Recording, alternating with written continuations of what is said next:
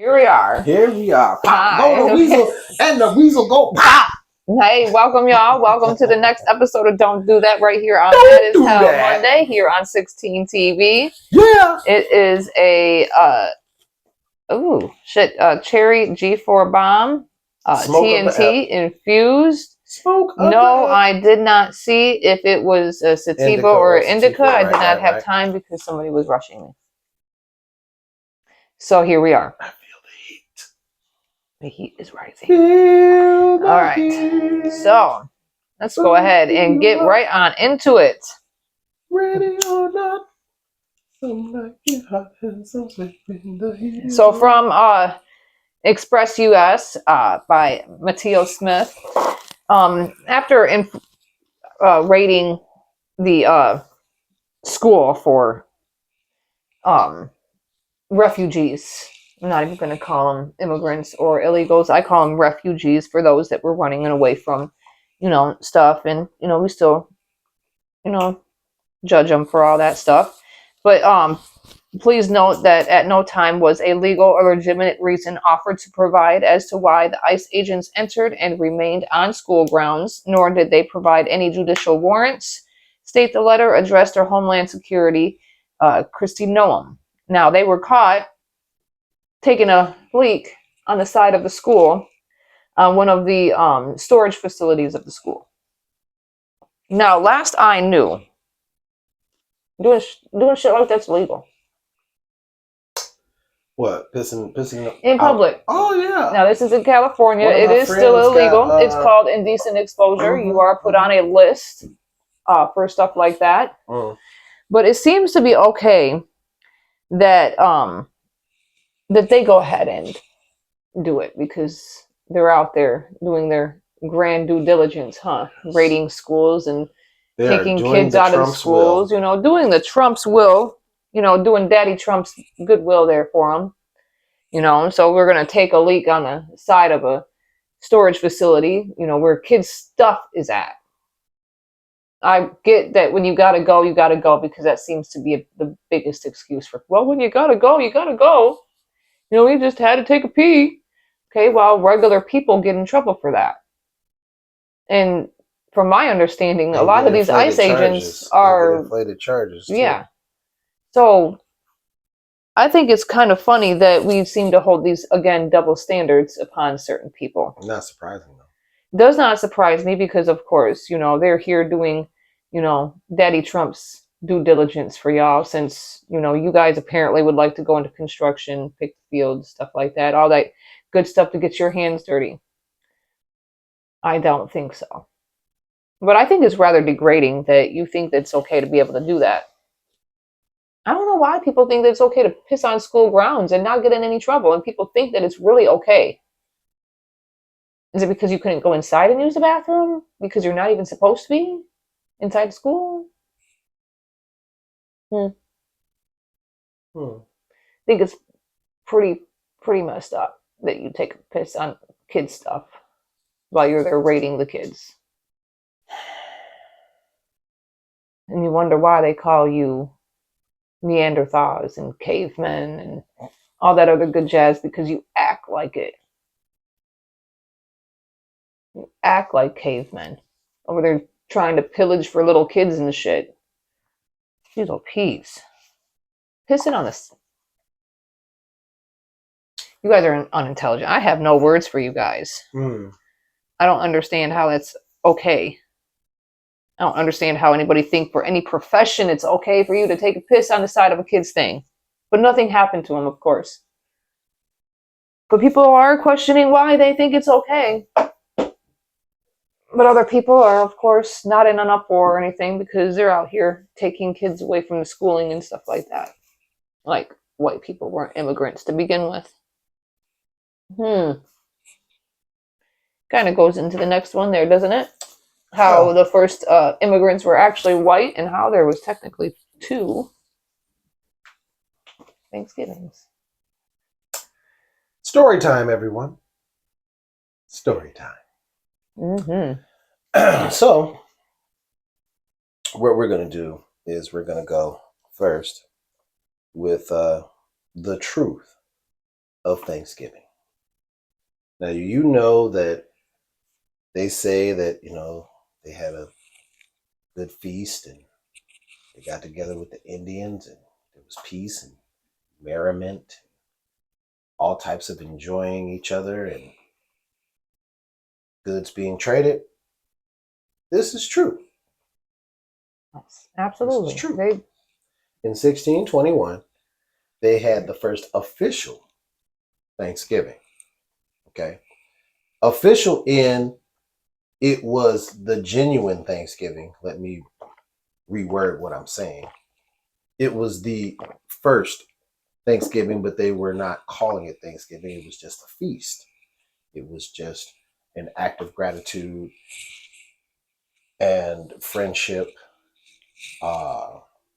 camaraderie between the Native Americans and what was later to be called the Pilgrims, because they were actually separatists, religious separatists that did not want to deal with the religion where they came from. And so they ventured out from Holland somewhere abouts. And then they ended up in the famous Plymouth Rock. Okay. Now, they didn't actually land on, but they made sure they marked that as part of their story, Plymouth Rock. When they came over here, at first, it was all love. It was. It helped save them lives and everything, It was all love. Until 1637. 1637 is when it got real. They realized, see if this sounds familiar. They realized that they were in larger number than the Native Americans. They realized that in coming over to the Native Americans' land, they brought diseases that the Native Americans were not used to or equipped to fight. And so they slowly started to diminish in numbers, dying off. Disease and genocide. Now, as they died off and their numbers dwindled, the Pilgrims looked around. As more and more people started coming, and they said, wait a minute. We outnumber these dudes. We could take this land. And this could be our land. And so the Pilgrims murdered Native Americans and took their land from them. After the Green Corn Festival in 1637, Pilgrims surrounded a Native American village and basically massacred them all. Told them that if they did not come out of their huts, teepees, whatnot, whatever those living structures were, if they did not come out of their homes, they would be burned alive inside of them. And the people that did come out, beaten to death with clubs or shot to death. We're celebrating 249 years of America. America. Now, when I was coming up as a kid, it was called the Great Melting Pot, right? Right. That's the Great Melting Pot. Next, everybody was here. That was their big theme. That was come over to America, the land of opportunity, right? Right. But now what is it? Get them all out of here. We wanted them to come over here. We slave traded and had people come over here to help us build the country. But now that the country is built and strong and everything's good, they want them gone. Get them out of here. Send them away. Erase their history. Okay, so if you didn't know about Thanksgiving, then you wouldn't know that this is really what happened. You wouldn't know that all of this is what they were giving thanks for. The actual real Thanksgiving was after they massacred everyone. Yeah. And whenever you look and at they it, had the first all-white Thanksgiving with all of the Puritans, all of the Pilgrims together. And they were celebrating along with, wait a minute, what's his name here? Oh, what was that guy's name? I'll come back to that. But they were celebrating. He was the mayor or the governor. What was his name? I can't remember. He was the mayor or the governor. But he's a very famous name. And he said that the feast was a celebration and that it was worth the sacrifice. To whom? Now, the Native Americans call Thanksgiving something else. And I have been very remiss, actually, because that is something that I wanted to make a bullet point in this presentation, was that the Native Americans call Thanksgiving something completely else. It is a day of mourning for them. Giving thanks is what we have been taught to do. We're supposed to give thanks for our family. The theme is good. Give thanks for the people that you have around you. Give thanks for your loved ones. Sit down and have food and merriment with your family. Good theme. But what it's based on? Lies. Death. Theft. Governor Bradford, William Bradford is his name. There you go. Sorry, that's what I was doing. There you go. Governor William Bradford. He said that the massacre was worth the sacrifice in his speech or whatever, or what he wrote down after the first official Thanksgiving. And then later on, the first president, George Washington, made a decree that it would be placed in November the way it is now. But yeah, 249 years of celebrating massacre and colonization. I said this to strengthen what I said on one of mine, in case you ain't know, which is all white people are immigrants as well. This is not your land. And I'll take it back for people in the hood when I said, remember short stopping when you knew you was in somebody else's neighborhood and you was slanging? And you knew you was on somebody else's corner? Hello, America. You're short stopping. You on somebody else's corner and this ain't your land at all. You stole it. You stole it. Why are you trying to tell people where to go and how this is your land and America is the greatest? Yeah. Built on death and killing and massacring people and stealing their land. And then lying about history and trying to make yourself out to be the hero. This is America. Say it right. It's America. Okay. Anyways. All right. So today, as promised, every episode at the end, I always will give you the end of my stuff.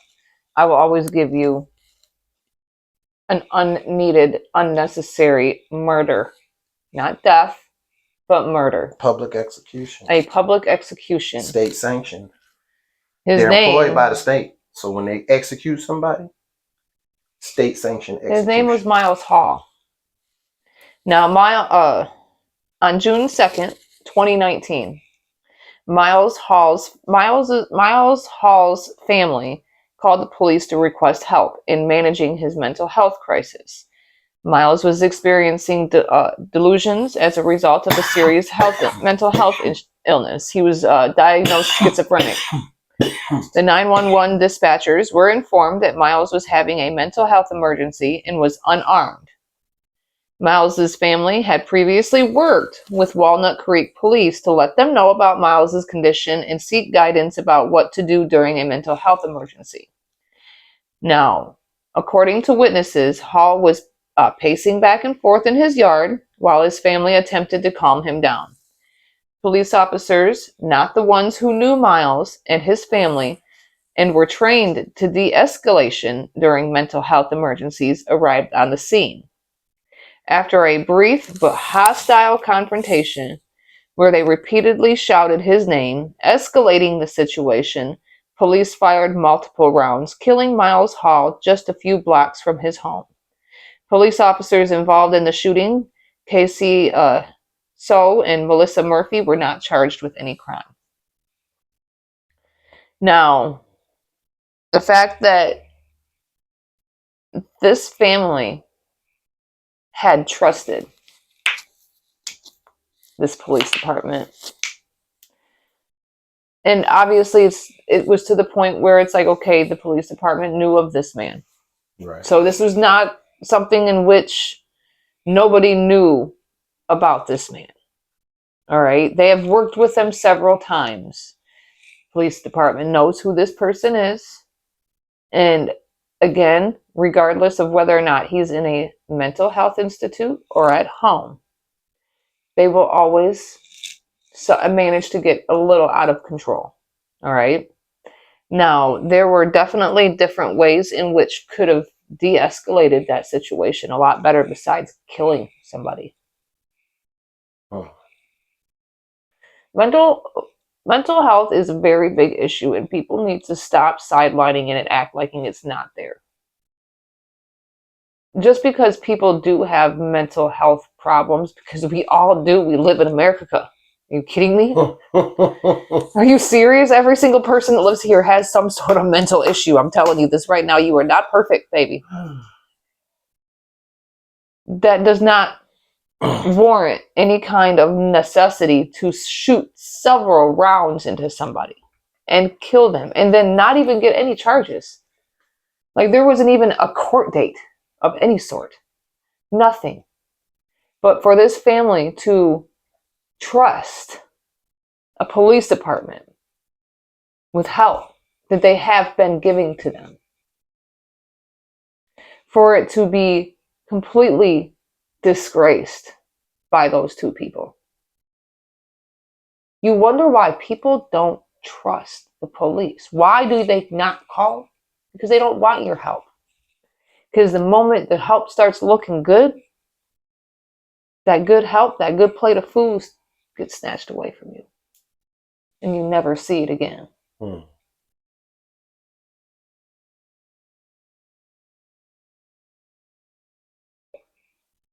Pray to God nobody has a mental health crisis in your family, bro. Saying. Now, one last thing. I just want to mention this real quick because we just got a little time. Yeah, we got a little time left, and so I'm gonna say this. This has been going around the internet, and yeah, I'm gonna take my hat off for this one. Oh my Lord! Look, this has been going around the internet, and I just want to say there is no spot in the universe, the multiverse, where Jim Jones is better than Nas. Let me say it again for those in the cheap seats. There is nowhere in the multiverse where Jim Jones is a better rapper than Nasir Jones. At all. I will die on this hill. And everybody that knows hip hop knows this to be true. Jim Jones could not shine Nas's shoes as far as lyrics. At all, period. End of story. Stop it. Men lie, women lie, numbers don't. And if there are any numbers that support Jim Jones being a better rapper than Nas, those numbers are a lie.